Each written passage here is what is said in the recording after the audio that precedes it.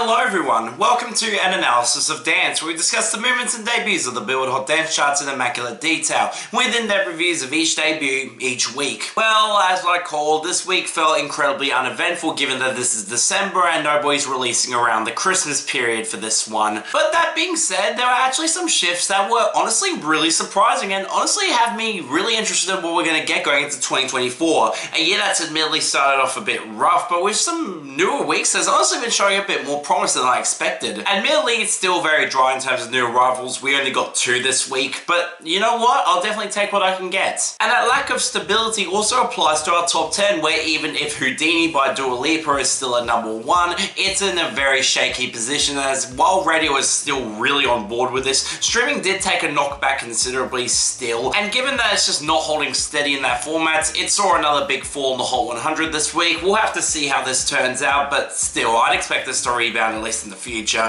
Hell, I can say the same thing for Strangers by Kenya Grace at number 2, which even if the streaming is starting to fall back a tiny bit, this radio is finally on board with this and it's going to gain considerable momentum after the Christmas period ends, so honestly I can't really complain there. But then there's I'm Good Blue by David Guetta and BUX at number 3, which is still considerably at risk of getting knocked down this week, especially with its radio just not being there at all anymore, and it's also likely to be knocked down yet again by DJ Play a Christmas Song by Cher at number 4. And look, I expected this would make a huge surge into the top 10. It's got considerable momentum on radio and streaming as you'd expect around this time of the year, but still, the fact that this is Cher's first ever top 10 on this chart is honestly surprising considering how long ago her last charting song was. But hey, even if this song is not great, I can still at least take it. It's a good Christmas song. But of course, this massive surge into the top 10 meant that the songs below it took some considerable knocks back, with Ecstasy by Suicidal Idol falling to number 5 as it's finally starting to rotate out on streaming. This actually left the bubbling under. This is not going to be a hit, thank God. As well as Prada by Casu Ray and D Block Europe at number 6, which also has its huge streaming but some radio support behind it, but just not enough to get any higher. Although certainly enough to hold up over Lovely Bastards by Yatashi Gang and Zweihander at number 7, which is only here on streaming, and that's starting to fall back too.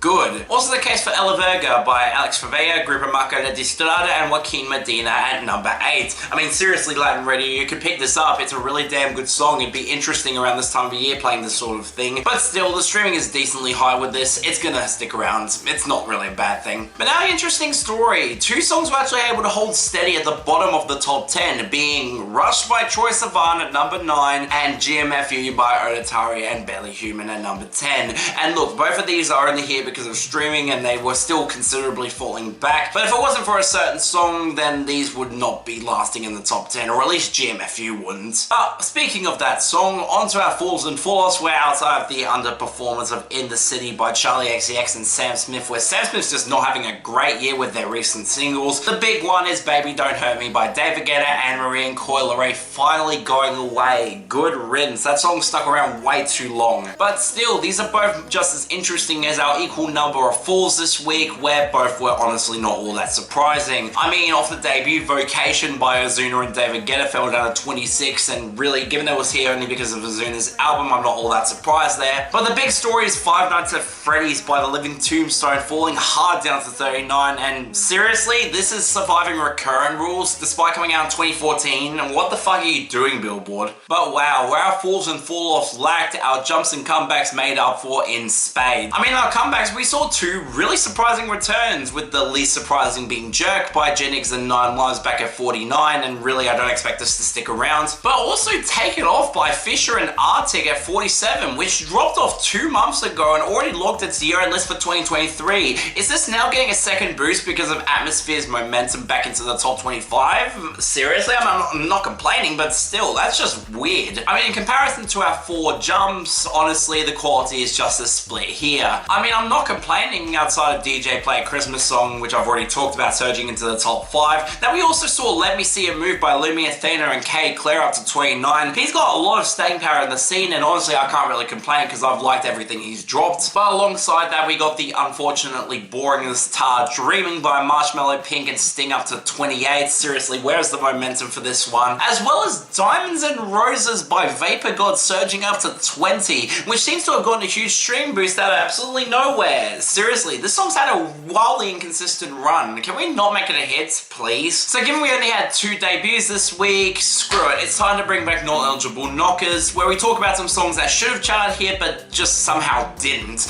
And with this particular case, considering how huge the song eventually became as well as the artist behind it, the fact that this didn't cross over is genuinely surprising to me. So yeah, let's talk about it.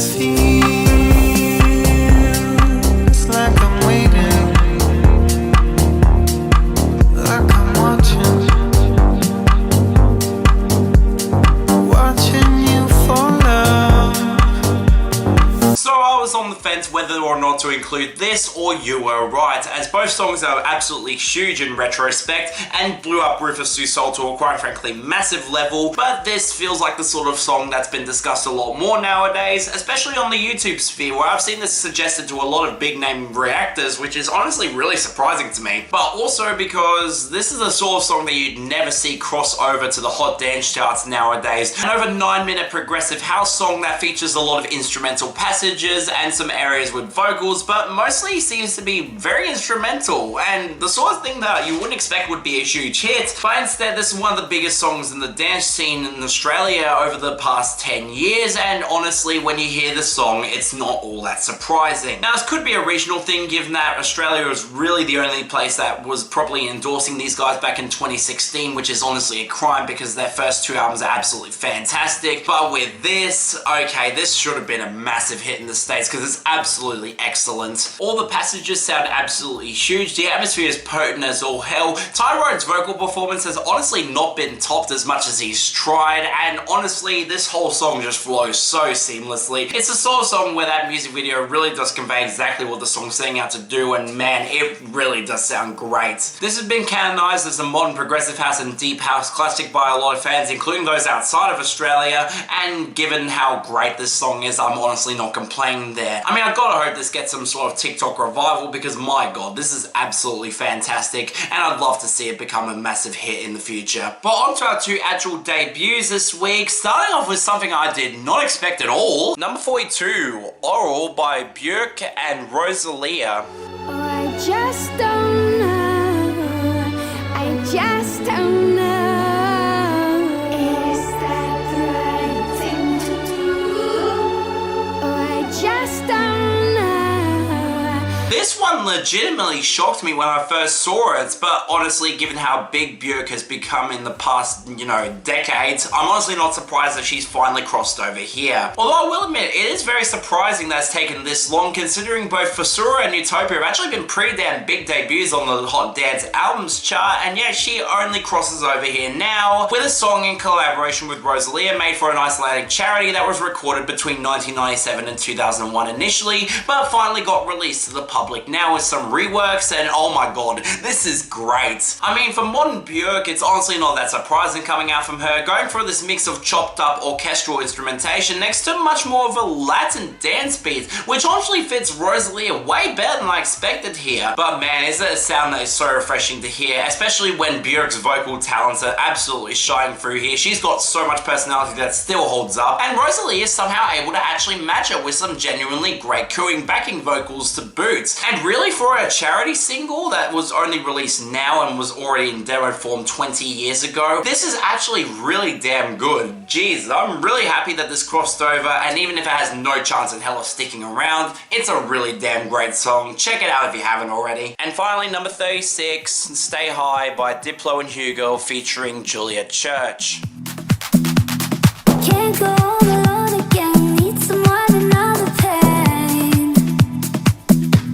Oh. Okay, wow, I was not looking forward to this at all, and honestly, when you see the names involved, could you blame me? Not only was this going to be a rework of Tovlo's classic 2014 hit Habits Stay High, but Diplo unfortunately decided to bring on HUGEL, who are most known for boosting the Latin house scene, but also had a charting hit in 2019 with What the Fuck, which is one of the worst charting songs of that year. For the record, it's absolutely terrible. So with this, okay, there's not much to say here at all, because this is really not good at all. For some some ungodly reason, the production feels way sloppier and more unfinished than a lot of Diplo's recent material, where you can easily tell that HUGEL took over the drops because, man, they sound empty, dry, and really devoid of any sort of melody at all. But man, it's disappointing that Diplo's skills in house music that have been shown for the past few years just really did not shine through here at all. Combine that with Julia Church, who absolutely is not Tovlo and really does sound awkward as all hell with the pitch shifting on her vocals, making her sound more chipmunky, which is absolutely not a good effect for this remix.